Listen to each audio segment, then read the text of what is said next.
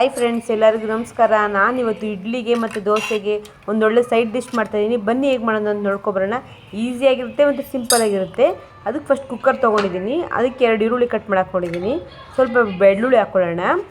ಒಂದು 3 tomato cut ಮಾಡಿ ಹಾಕ್ಕೊತಿದ್ದೀನಿ. ಇದು ನಮಗೊಂದು 10 ನಿಮಿಷಕ್ಕೆ ಆಗೋಗುತ್ತೆ ಈ ಸಾಂಬಾರು. 1-2 ಆಲೂಗಡ್ಡೆ ತೊಗೊಂಡಿದ್ದೀನಿ. ಒಂದು 3 ಬದನೆಕಾಯಿ ತೊಗೊಂಡಿದ್ದೀನಿ. ಎಲ್ಲ ಕಟ್ ಮಾಡಿ ಹಾಕ್ಕೊಳ್ಳೋಣ. ಅಷ್ಟೇ ಇನ್ಸ್ಟೆಂಟಾಗಿ ಆಗುತ್ತೆ. ಇದು ಅನ್ನದ ಜೊತೆಗೂ ಕಾಂಬಿನೇಷನ್ ಚೆನ್ನಾಗಿರುತ್ತೆ.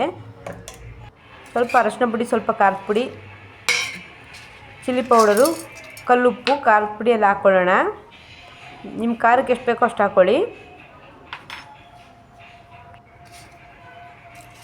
ಅದಕ್ಕೆ ನೀರು ಮುಳುಗೋಷ್ಟು ನೀರು ಹಾಕ್ಕೊಳ್ಳೋಣ. ಒಂದ್ಸಲ ಟ್ರೈ ಮಾಡಿ ಹೇಗಿತ್ತು ಅಂತ ಹೇಳಿ.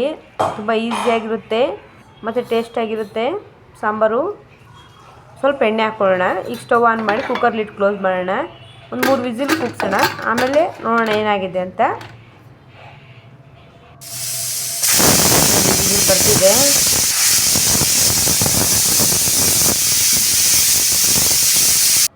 ಈಗ ವಿಸಿಲ್ ತೆಗೆದ್ಬಿಟ್ಟು ಕುಕ್ಕರ್ ಓಪನ್ ಮಾಡಿ ನೋಡೋಣ.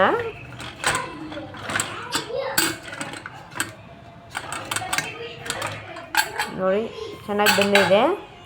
ಈಗ ಇದು ನೀರೆಲ್ಲ ತೆಗೆದ್ಬಿಟ್ಟು ನಾವು ಮಸಿಬೇಕು.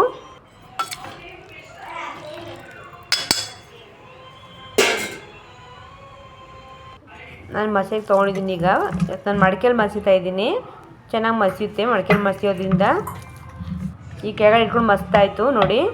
ಮಸ್ತಾದ್ಮೇಲೆ ಹೇಗಾಗಿದೆ ಸಾಂಬಾರು. ಈಗ ನೀರು ಹಾಕ್ಕೊಳ್ಳೋಣ. ನಾನು ಈ ಬೇಯಿಸಿರೋ ನೀರು ಹಾಕ್ಕೋತಾ ಇದ್ದೀನಿ. ಸಾಕಾಗಲ್ಲ, ಸ್ವಲ್ಪ ಬೇರೆ ನೀರು ಮಿಕ್ಸ್ ಮಾಡ್ಕೊತಿದ್ದೀನಿ.